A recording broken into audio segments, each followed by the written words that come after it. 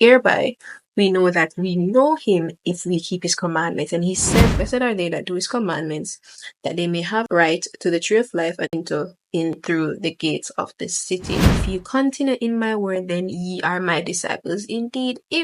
So there are conditions to being a disciple. It says, if you love me, keep my commandments. So we are supposed to keep it. It's the commandments that show us the keeping of his commands that show that we love him. It's not enough to just say, oh, I love him. Similarly, if we have a spouse or we have a partner and him saying, oh, some love you, but him cheat and him lie, would you believe? No, because they have to love you in the way that you receive love. So it's not for us to determine how we want to love God. We actually have to love him according to what he sees as love. Every circumstance, Jireh, Jireh, you are enough. Yes, you are. Hey guys, welcome back to another video. Of course, as you should know, hopefully, this is part 3 of the Sabbath discussion. If you haven't watched the previous ones, please go and check it out, part 1 and part 2, so that you can be, up to scratch with where I am today. Now, in the previous videos, I would have discussed the institution of the Sabbath, or the Sabbath, originated. And I went through the different, groups keeping it, whether it be the Israelites, Christ, his disciples, the apostles, how they treated the Sabbath. And I also went into some questions, or some scriptures rather, that have been used to say that the Sabbath shouldn't be kept. I went through them. I explained what they were saying. I didn't dive into every single thing there is as it pertains to it. However, I tried to, do as much as possible. And so now I'll just go into it a little bit deeper, as I said before. And so the question still remains, is it for us today? Did something change over time? Did something happen? Did God come and change the Sabbath? Did God do something over time that caused this to happen? And what I want us to do, or in order to, answer this, we kind of have to go back into a little bit of history. If you don't like history, it's okay. I'll give you a little summary. But I'll try to insert it on the screen somewhere. And what the results will show is that it was changed in 321 AD by Roman Emperor Constantine. And why was this done? What happened? Why did this man feel as if he should change the Sabbath? So what happened was, he was essentially, I think he said he was going to war, going to battle, whatever. And then similarly to Paul, he had an experience or encounter with God that he believed was calling him to Christianity. Now, the Roman Emperor was a pagan, worshipper. He practiced idolatry, he worshipped gods, he had his own religion, his own practices. And here he had a revelation, that was showing to him that, hey, it seems like God is calling me to serve him. And the practice that he had before, though, was called Mithraism, which was, of course, a pagan practice, worshipping idols, worshipping, God's common G, gods, the various practices, traditions that would be contrary to God's laws, to his commands. And in him having this revelation, him say, all right, I'm going to do this thing. However, there was a little bit of contradiction. He worshipped his God, his sun God, on the Sunday. And it was titled the Venerable Day of the Sun. And this was a day in which they had set apart as being literally holy and sacred and sanctified to their idol.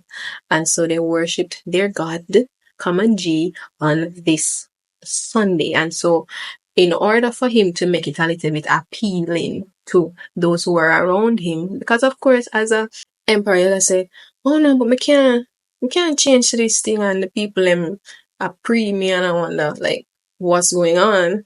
So I'm saying, all right, what I'm gonna do is, all right, let's let's change the Sabbath. And so he made a decree. It was said that all the judges and the city people and the craftsmen shall rest upon the venerable day of the sun. And so the aim was essentially to make Christianity a little bit digestible to them, to make it a little bit more, palatable.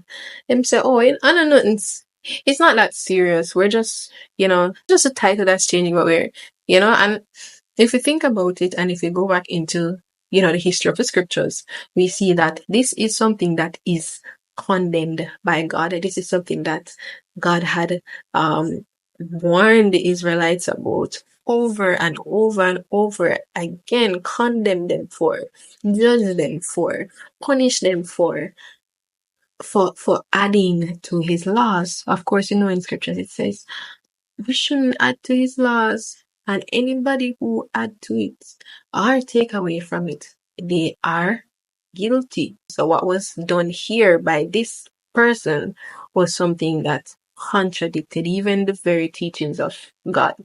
We see that even with the Israelites over and over and over again, it was the practice that they had always been mingling pagan customs, pagan practices with the worshiping of the Almighty God. And so over and over we see even with the idol worshiping when they just came out of Egypt, when they had the golden calf. We see it over and over. It's something that he admonished them over and over again. If you look through the prophets, if you look even through Judges, you see that it was constantly the process, the practice that they would remove themselves from God or from the customs of God, or take things from what he said, the way in which the heathens worship their gods. Do not worship me in that same way.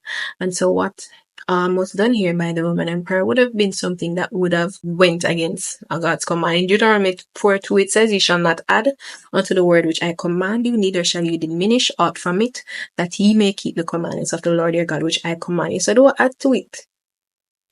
Don't take away from it. Why? Because I want you to keep my commandments, which I, the Lord, have commanded you. He also said that his word is unchangeable. His commands are unchangeable. And so there's no changing of it. Me can't get up, or you can't get up, or anybody can get up and say, all right, mega change. This not sit right with me. I'm gonna want to make this a little bit enticing. So mega change it. Mega try fix it up. Make it look a little bit. No, God doesn't want that from us. He doesn't need us to help him out to do anything as it pertains to his laws or his commands. His laws and his commands are just that. And in fact, as previously showed in the scriptures, he had designated this seventh day to be a day of rest, a day which he sanctified, a day which he made holy, a day which he said we should honor him, a day that should be honorable to him. And this is only for that day. In scriptures also, which I'll go into further down, we'll see that he specifically said that there will be blessings for the people who do this on, this day. There are special blessings that are in store for the observance of the Sabbath, and it was not made to be grievous unto us. It says his commands aren't grievous, but it was made for us. He literally had us in mind when he did it. And so we actually are supposed to keep the commandments of God. And we shouldn't pick and say, okay, I'm not going to do that one day. Why? Because there's also the passage that says that if we keep them, but we fail to do so in one regard, we are guilty of all of them. It says, for whosoever in James 2:10 shall keep the whole law, yet offend in one point, is guilty of law. In another version, it says, for whosoever keeps the whole law, yet stumbles in one, he's become guilty of all. Because once we break one, we are guilty of all of them. And the passage, it says in John 14:15, it says, if you love me, keep my commandments. 1 John 2:3-5, it says that hereby we know that we know him if we keep his commandments. And he said, I know him and keepeth not his he that said rather, I know him and keepeth not his commandments is a liar, and the truth is not in him. But whoso keepeth his word, In him verily is the love of God perfected. Hereby we know that we are in him. So we are supposed to keep it. It's the commandments that show us the keeping of his commands that show that we love him. It's not enough to just say, oh, I love him. Similarly, if we have a spouse or we have a partner and him saying, oh, some love you, but them cheat and them lie and them tear you down and them abuse you, would you believe what they're saying? Like, no, because they have to love you in the way that you receive love. So it's not for us to determine how we want to love God. We actually have to love him according to what he sees as love. Of course, you may say, oh yeah, I feel it in my heart, I really love him. But okay, in addition to that, he requires for us to complete it by keeping his commandments. And of course, I know for some, maybe saying, oh, but why Sabbath? And it's hard and felt. Felt.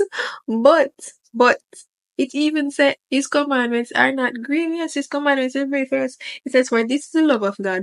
1 John 5:3, that we keep his commandments, and his commandments are not grievous, which means it's not a burden. You're not supposed to be a burden to us. And boy, I'm not telling no lie. In the beginning, it was a little bit, because it's something new. And of course, it's the same thing, like coming into, practicing the commands of God and, righteousness and holiness and living in that is something that is, foreign to our nature, is foreign to our flesh. However, once we walk with the Spirit, we're able to not fulfill the lust of the flesh. We're able to walk in the Spirit. We're able to live in accordance to how God has, set out for us to live. And so, of course, like it's not going to come easy. Nothing on the walk with the Lord, comes easy. However, we have the Helper, who is the Holy Spirit, who is able to teach us and to bring us into understanding, knowledge, and the fellowship of God. Bring us to truth, bring us to understand, to walk in the way that He desires for us to walk. In addition to that, in Revelation, it shows that those who keep His commandments are the ones who have access to eternal life.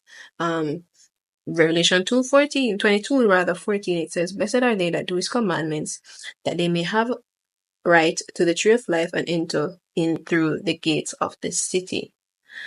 And so we know that sin cannot enter into the city. But what is sin? Sin is the transgression of law, which is the transgression of God's commands. And so if we fail to keep his commands, or if we're practicing that failure of keeping his commandments, we are truly in danger of, as it said, being out of the city. Because even in that same passage, it says those who are outside of the city are the ones who are the lawbreakers, are the ones who are abominable, are the ones who do the things that are displeasing to God. In addition, the thing is, and what many persons don't realize is that it's not just to say we believe, and I said it before, it's not just to say we love him. John 8:31 says, then said Jesus to those Jews which believe on him, if you continue in my word, then ye are my disciples indeed. So there are conditions to being a disciple of Christ. There's conditions to being a follower of him. Being a follower means that we keep his commands. It means we keep his words. That's the only way we can say we know him, and that's the only way we can say we are indeed followers of him. And I know what may come to question, or what may come to mind is like, okay, so what went on really between the Jews and the Pharisees and Christ? Like, what was going on there? Because I mean, Christ was always in look also and with the Jews them, with the Pharisees as it pertains. But what Christ really was pointing out as it pertains to the Pharisees was that they had no love in their heart towards people. The people, them literally care about animals more than they did care about people, about persons' well-being, about persons, how they felt and whatnot. And so when Christ would have been, healing, just look at a lady and him say, thou art loosed. And they find a fault with it. So him said to them, say, yo, I am sure if it is that someone call you and tell you that your sheep or your ox fall into a pit or your son fall into a pit, you would run and go to them. Like, hello, please. And then there's the other instance where Christ and his disciples hungry, preaching, doing them thing on the Sabbath day, and they took a corn to eat it. It's kind of like today, probably going on a mission. Let's say we're evangelizing. Get hungry whenever we didn't carry any food. And it was also the custom or the practice too, where they didn't practice to carry things with them. They allowed the persons around to provide. And you're hungry, you pass a mango tree, and you take a mango tree, and you peel it and you eat it. That's something that they would have an issue with. And so Christ, even in that instance, said to them, say, hey, you provide water for your animals, so that they don't starve on the Sabbath day. So why is it that we can't, have this little sustenance? It's not that we're going on a harvest and we're report the whole corn and we're taking it to go and sell it or do something. No. It is that we are hungry, we're passing through the fields, we see the corn, we're eating it, and it's the custom or practice of the Jews at the time. It would have been a custom for them to add to the commands and the laws of God. So they would add things to it that made it hefty. Not only hefty, but that showed that they really didn't care for people. Because really and truly, how are you going to have a problem with Jesus saying to somebody, get up and walk? So yeah, they had made additions to it that weren't necessary. That weren't necessary. So for example, let's say you have on a shoes and you're walking and your shoelace unloose. For example, they would probably say, oh, you're not allowed to tie your shoelace on it because it's work. That's essentially the kind of attitude that they had. And so they would have preferred to see a trip, drop on your face, bust your mouth, than to see you say, oh wait, no, this is endangering me, let me tie my shoe. Like, yeah, that was the practice. That was the heart.